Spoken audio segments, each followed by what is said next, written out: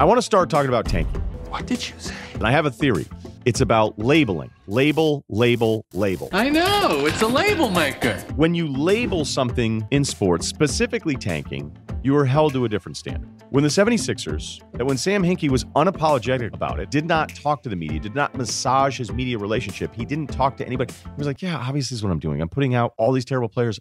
Every game I win is a disappointment. This is the plan. Ownership has to be on board. And the NBA forces Hinkie out of it. Hinkie wasn't fired by the Sixers. He was fired by the NBA.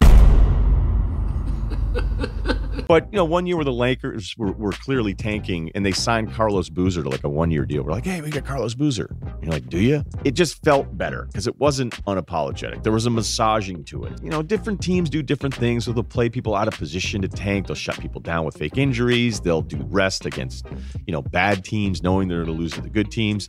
There's a way to do it where everybody knows what you're doing. But if you're so blatant about it, then it becomes nasty.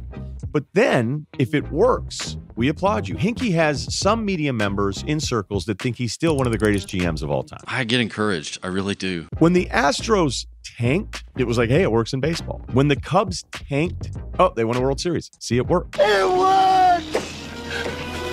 I finally invented something that works! Now, I think fundamentally, tanking in baseball is completely different than tanking in basketball. And football is the same thing as baseball. When you tank in basketball, you give yourself a seat at the table to maybe get that guy in that right draft, if that's the right year, to have a generational talent who can completely change the course of your franchise because it's basketball and it's five guys. Because when I hear, oh, the Astros, they tanked, and look, it worked.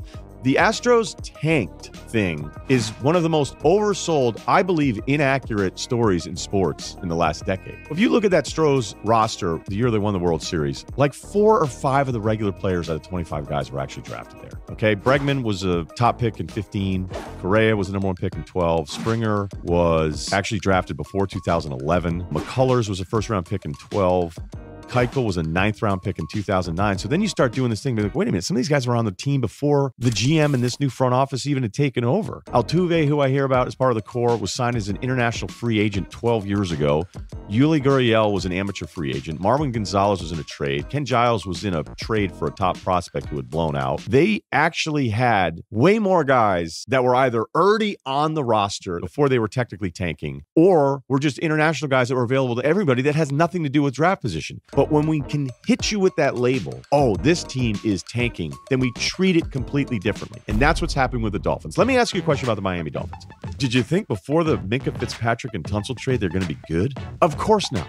Would they have gone 4-12 if they hadn't traded a couple guys? Would you even noticed? Not great, Bob. Would we be having these long-form segments talking about how just inhumane it is to 53 men on a roster that you're not trying to compete every single Sunday? It's unethical and morally reprehensible as far as I'm concerned. Because that's an interesting pivot. When the smart guy running a franchise does it, it's sometimes, I would say more often than not, applauded in the media. In the NFL, now that it's happening with the Dolphins, and they don't have the Harvard grad running the organization, it's this atrocity. We're gentlemen of Harvard. Not. Now, I can't keep track of every single person's opinion, but that is a very clear shift in how something can be defended if we like the person who's making those decisions. But yet another team could be kind of doing the same thing and then gets hit with that label before the season even kicks off. And what they're doing is something different. They're the same picture. And let's face it, none of you guys thought the Dolphins were going to be any good this year anyway.